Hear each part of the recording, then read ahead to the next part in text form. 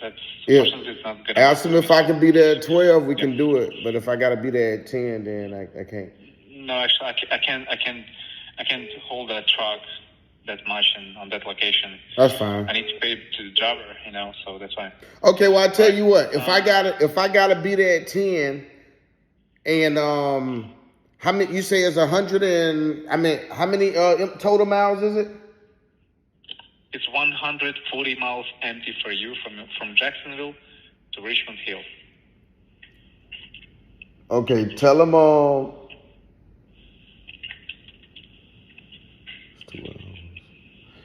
because of the work I got that's involved in it, tell them I'll do it for 600. And you can be there at 10 a.m.? Yeah. All right. Okay. That's good. I'm checking that, and we'll be right back, okay? Just need to know for sure you can be there at 10 a.m. in the morning. If they give me 600, I can be there at 10 a.m. It's a hell of a job because each pallet is going to be about 1,000 pounds. I understood. That sounds fair.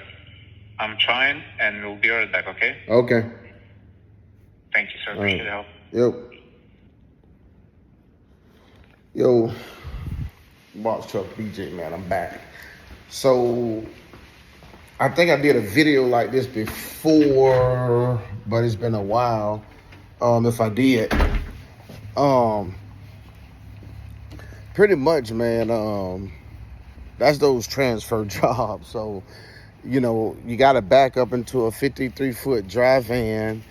You back up into them, let your lift gate down inside of the edge of the DryVan, and then you transfer the pallets. But the most pallets I think I can get is 10, 12 pallets or something like that. So I'm going to have to load up my truck once I back up into his, one by one, transfer them over with the pallet jack.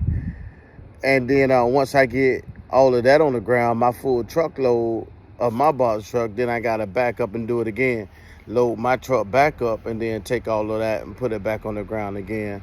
So it is kind of like a hell of a job.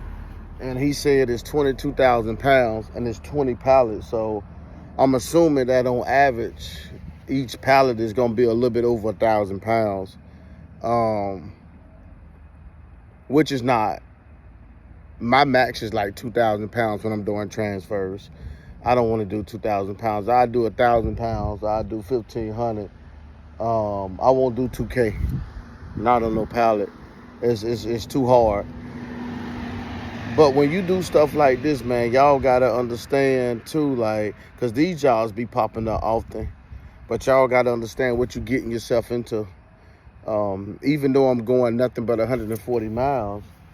I mean, I can literally be there doing that job for a good 2 hours, 2 to 3 hours. I can do that job 2 to 3 hours. And again, it's a transfer job. So I'm backing up into the DryVan, into the semi-trailer. And once I back up to it, let my lift gate down inside of it, on the edge of it. I get this one, I'm going to show you guys. I'm going to do a video tomorrow and show y'all how this works.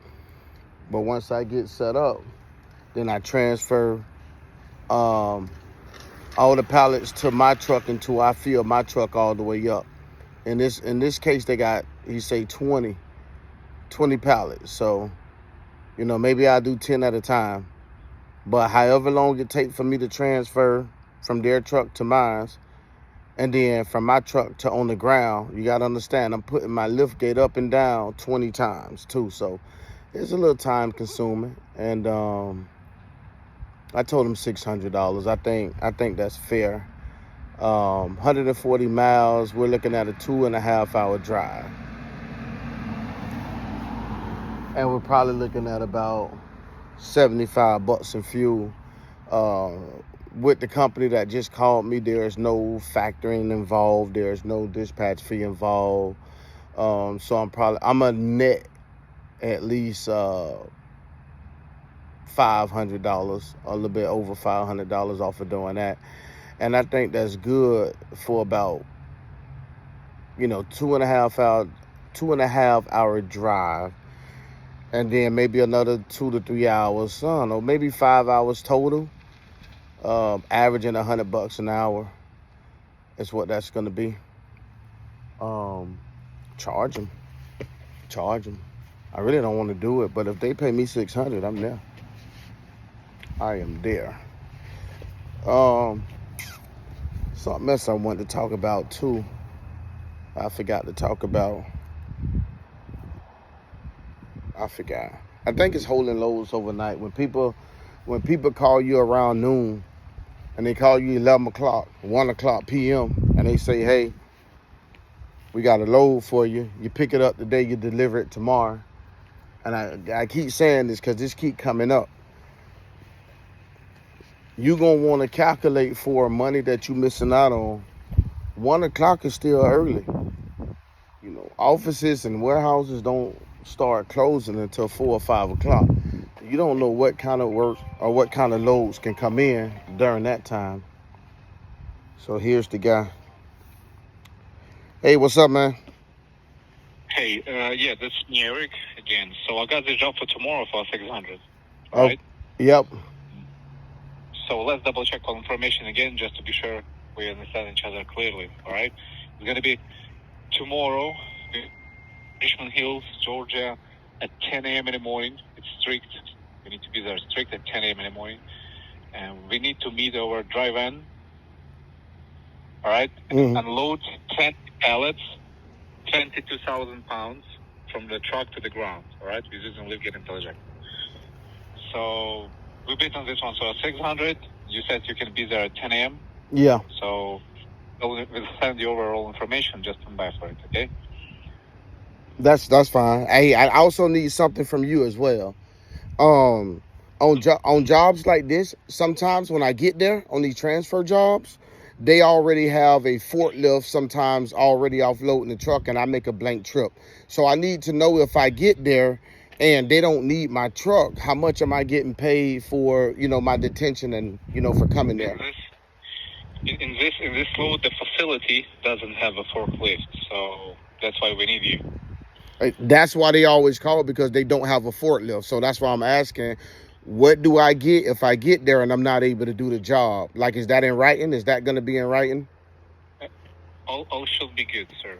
Don't worry about it. I need to see. Okay, so whenever you send me the confirmation, I need to see it in writing, because your company don't pay, you know, layovers, detention. I have a hard time with getting paid that. They still owe me right now. So if I don't see it in writing, I'm not going to do the job. I'm just going to be honest with you. I need to know that I'm going to get paid just in case I get there. I drive all the way there and they don't need me anymore. So if I can't get that in writing, then I'm not going to do the job. Understood. All right, but I'm there for it. I can be there at 10 o'clock long as everything go good.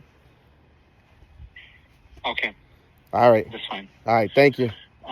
Sending you. So also, I forgot to tell you. We will do this load for Delta Logistics, so we need to represent. You need to represent yourself and check in as Delta Logistics driver. Okay. That's fine. Okay. All right. I will send you this information this weekend, but just in case. Okay. All right. Okay. All right. Thank you, sir. Thank you. Appreciate the help. Really appreciate the help. Yep. Bro, they don't like to pay detention. They one of them companies that don't like to pay detention that I fight with over detention and layover. So I'm not finna leave Jacksonville and drive 140 miles. And when I get there, they got somebody offloading the truck. So on these transfer jobs, these people like to be safe. Somebody keep calling me from a 714 number. They like to be safe on these jobs and just call us out just in case they can't get equipment to offload the semi trucks. This happens a lot. You know what I mean? So I done did it before where I went to Gainesville, which is only about 70 miles from Jacksonville. But I got there and they already had somebody offloading. I think I hit them for like $150 worth of detention, but it's a waste of time because you done spent $50 getting there. You know what I mean? And then you dismissing loads that you could have had. So I don't know. But if he don't have that in writing, I'm not taking it. This is one of these practice what you preach type of situations. I promise you, if I don't get it in writing that I'm paid detention for, if they don't need my truck or however they do it, I'm not going. It's not happening.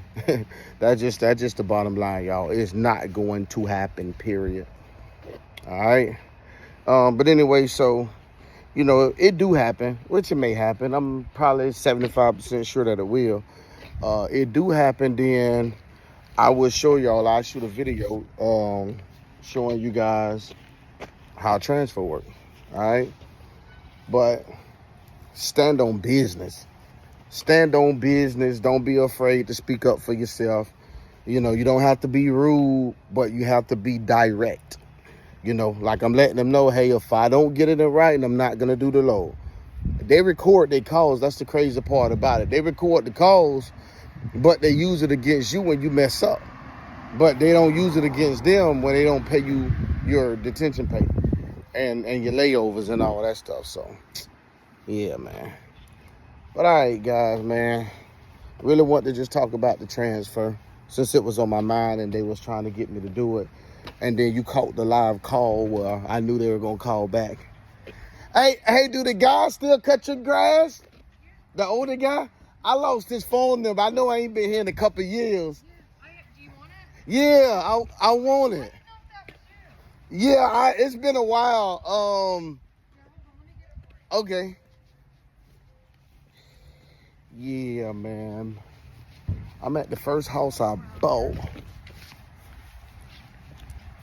How you been doing? I've been okay. That time passed, didn't it? I, It's gonna be some years. we were gonna sell the house, and then because our son is disabled, Yeah. we're just gonna stay because he graduates from West Side. Right. But not, he doesn't really graduate. Right. But he has to stay, you know, because he's gonna stay another 4 more years. Okay. So even though he's 18, he's staying until 22. But I think after he's done with school, I think we're gonna sell the house. Okay. Hey. Okay. Because we don't want to move him, because it's gonna traumatize him. Yeah. You know, because he's got all of his friends there and all that shit, you know. I get it. So we're thinking about just selling the house. Well, I hope I get some good neighbors this way. Yeah. I mean, it's not going to be for another 4 years at least. Yeah. And I told him, I said, I'm thinking of, maybe we could put a pool in, but that fucking backyard is so small. Yeah, they do that. I don't know why they built these houses like this, but we were like the first houses out here that got built. I mean, we could probably get an estimate. That's his number right there. 904-993-8271. It's Clarence. Watch it pop up. Oh, it didn't pop up. Yeah. Okay, I got that's it. him there. And you just say, hey, this is Missy's neighbor. Yeah, he probably got my number. He probably already has you. Yeah. Yeah. It's him and his brother that come out, and they go quick. Yeah, I know, and I used them for like a year. Together. Yeah, but the guy I rented to, he wanted to do his own thing. But look at the grass now. You know what I mean? I got patches and stuff, and I just redid my floors, and I did a lot of renovation, the bathrooms, and at least let's do the outside. You know? Yeah. Yeah. Well, we're gonna paint. We're gonna do some stuff to our house. You know. Yeah. It's just. I know. Believe me, I know. All right. Well, it was good seeing you again. All right. Thank you. You too. Sorry, y'all. That was my neighbor. Again, I'm at the house that I built when I was 26. I'm 41. Time go by so fast. So I built this house years ago, man. And you know, since then, kind of bought another house and property. So it's just always things that's going on, man. And it just started with saving your money. You know what I mean? Save your money so that you can make investments, man. It ain't all about trying to shine and floss and all that stuff like that. So save your money and do other things with it, and just pray that the investments and everything work out. So that's what it's been. I'm waiting on a mechanic to pull up, and he haven't pulled up. I got some cars out here need to be looked at. Man. But anyway, guys, so I will record again the transfer tomorrow. Thank y'all for rocking with your boy, man. And man, stay prayed up, man. Stay prayed up, keep trucking, stay blessed, man. Your boy. I'm gone.